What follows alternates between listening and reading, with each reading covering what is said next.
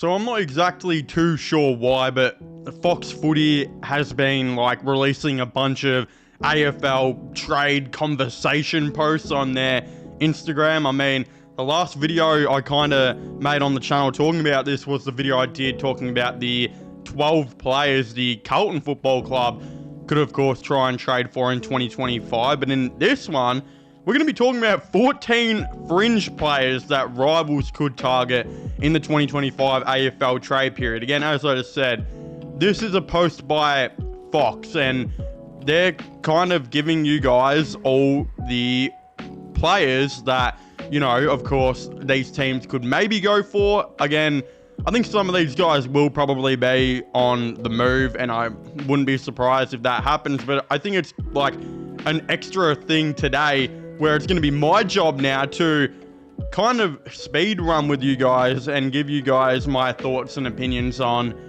where some of these players could ultimately end up in, you know, for the 2026 season. And the first one they do have on here is Henry Hustwaite. Now, he's obviously a tall, young inside midfielder for Hawthorn. And if I had to kind of have a pick, I would say he will stay at Hawthorn. I don't think they're going to move on from him or anything like that. I think they will actually keep him, and I don't know what the trade interest is going to be like from the lower teams, because I don't think like Richmond particularly need a taller inside midfielder. They've still got Smiley coming through, McAuliffe coming through now. Already got Taranto and Hopper in there. I don't think they need another one. North definitely don't need another midfielder. For the love of God, North, please stop getting midfielders. And I mean, West Coast are probably the least likely, because in my opinion, like we just how Andrew McQualter coaches, I don't think he really likes the slower, taller midfielders in his,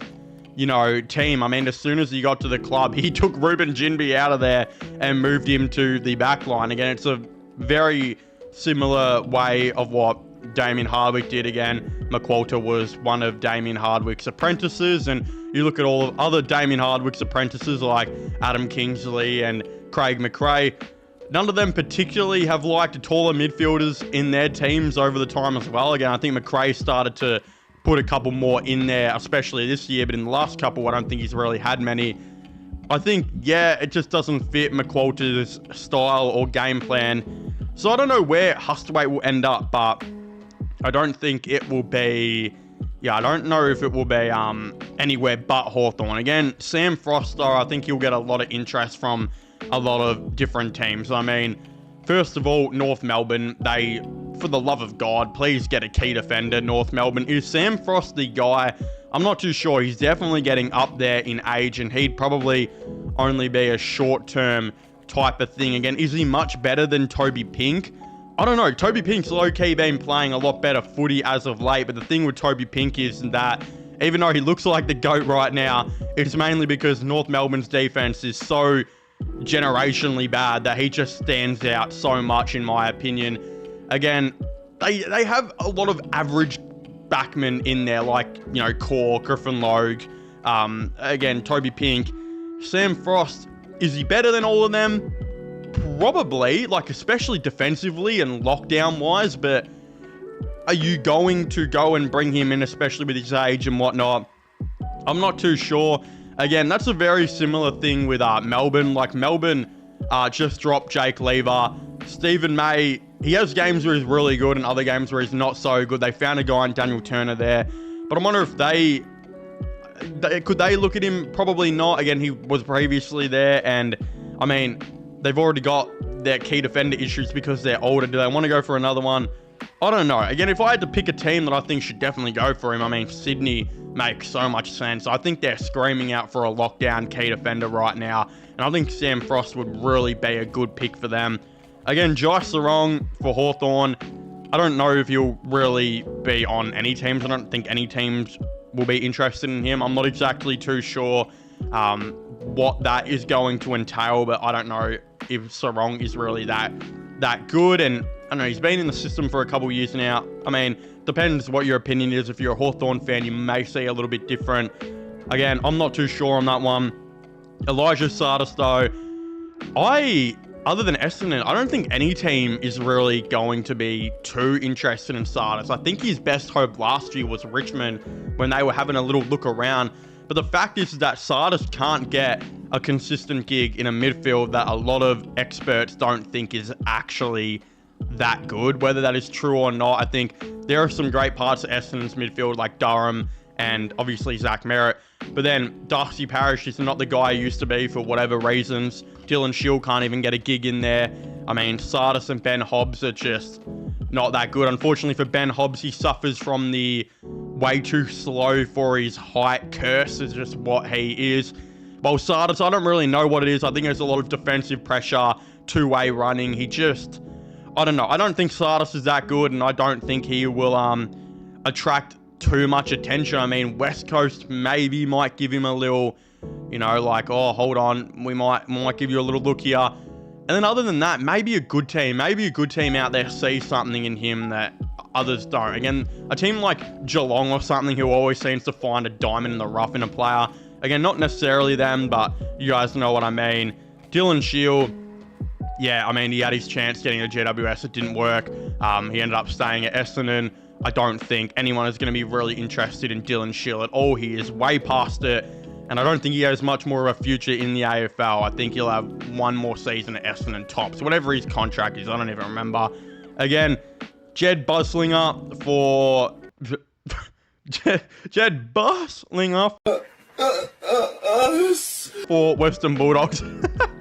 Bro, my brain is rotted, man. My brain is absolutely rotted. Yeah, I don't know as much about him as I probably should to say. Riley Garcia as well, I don't know as much about him as I probably should. I mean, I'm sure both of those guys, they're okay players. They might both get interest somewhere along the line, but especially more interest than maybe Dylan Shield and Sardis. I'm not too sure, but I wouldn't think, I don't know, it's tough with those ones. Tom Mitchell as well. I think he's a very similar situation with Dylan Shield. Tom Mitchell, to me, is a little bit past it. I still think he'd get a game in a lot of teams, though. But, yeah, his ball use is good, but he's not effective with anything that he does. Like, most of his play is a lot of handballing and not a whole lot of kicking. And he doesn't really move the ball on that great. Again, I don't even know who could use him. Maybe a team looking for a vet could maybe go for him or something like that. Like a GWS who may just look for depth type thing. I don't really know with Tom Mitchell. Connor Butterick should get some interest out there. I actually think Connor Butterick is a good player. And I'm surprised he's honestly on this list, but it makes sense. Again, it depends where you see him. I think he's probably a halfback in the game, but there will definitely be teams out there. Like, I mean, I think, you know, honestly, like a Sydney could maybe look at him. Melbourne, could they be trying to get a halfback in to replace Angus Brayshaw, the little hole that he's left kind of from last year? Carlton could maybe definitely use him. I think Connor Butterick will actually get a lot of interest around the league. So I don't know how I managed to do this, but while I was actually making this video, I completely just forgot to talk about Alex Davies from the Gold Coast Suns. My eyes, I think I got distracted because my mate was sitting next to me and he started watching a Natalie Portman Padme TikTok from Star Wars Attack of the Clones, so I got a bit distracted. But look, Alex Davies, he's a great player. I'm surprised he's actually not getting a game, but the Gold Coast Suns midfield is so stacked, and that's the position he really wants to play. The reality is that there will be teams, I think, interested in Alex Davies. I mean, I thought Richmond were going to come for him last year. I think Collingwood were the big team who were really interested in him. I don't necessarily know if they will this off-season, but I think, you know, another team that could maybe look at him does happen to be Carlton. I actually think he would fit the mold of their team quite well, and they're probably going to be looking for another midfielder this off-season to add alongside Jagger Smith. So could be him, and maybe Collingwood revisit that one. But yeah, I think a bunch of teams will be interested in him. Braden Fiorini, Braden Fiorini, I don't know if he'll get a whole lot of interest. I mean, a team like Collingwood could honestly, you know, I think he'd actually be good on Fiorini. I think, wasn't there a rumor that he was going to get traded there at one stage? Whatever happened to that? Or am I tripping balls? So was that even a thing?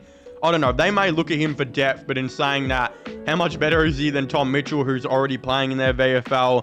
I'm not too sure. Again, a lot of the issue with a lot of these players is honestly their age, really. And he's not old, but some teams will probably just rather take an experiment on a 21 or 22-year-old, and that's what Elijah Sardis has, actually going for him. Malcolm Rose, this as well, I've spoken about this on the channel. I do think he's going to garner a fair bit of interest, I think, from a team like Carlton. I think Carlton would make so much sense. They are absolutely in the market for a small forward, in my opinion.